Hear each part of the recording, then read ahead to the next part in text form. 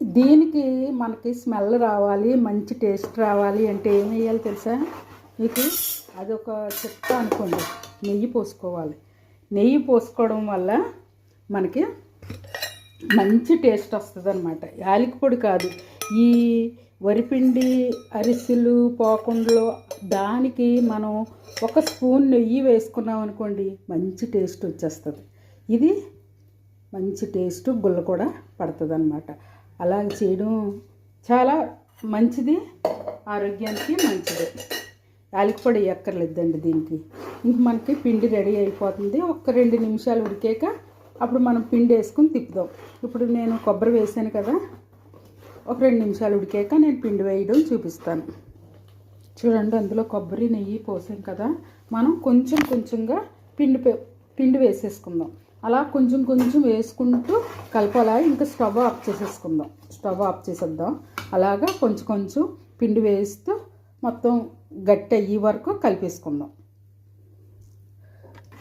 చూడండి, మొత్తం అంతా ఇది మొత్తం కలిపేసాక నేను చూడండి కేజీ బెల్లానికి కేజీన్నర పిండి పెట్టుకున్నాను కదా, అది ఎంతవరకు సరిపోయిందో లేదో చూద్దాం. నేను ఇంకా పిండి ఉంచాను కానీ లెక్కకు అలా కొలిచి ఉంచుకున్నాను. ఎప్పుడూ బెల్లం ఎలా ఉంటుందో తెలియదు మనకి. ఒక్కొక్క బెల్లం ఒక్కొక్కలా పడుతుంది పిండి.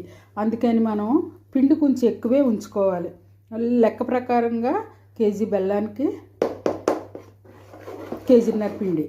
ఇది మొత్తం కలిపేసాక నేను చూపిస్తాను.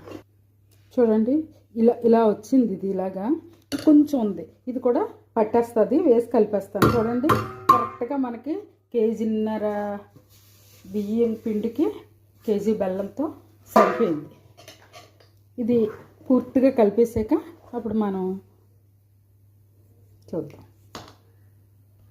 చూడండి, మొత్తం కలిపేస్తే ఈ రీతిగా వచ్చింది. ఇందులో మళ్ళీ పైన కొంచెం నెయ్యి వేసి కాసేపు అలా ఉంచుతాను. అంతే, కాసేపు అలా ఉంచాక మనం వేసేసుకోవడం.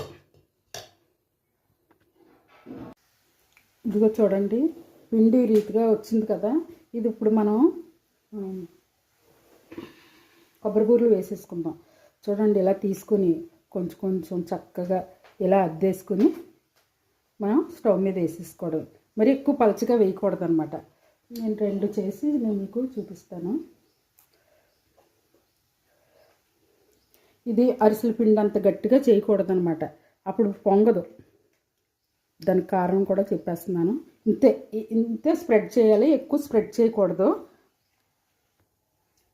చూడండి, చేసుకున్నాను కదా, నెమ్మదిగా ఇందులో ఇలాగా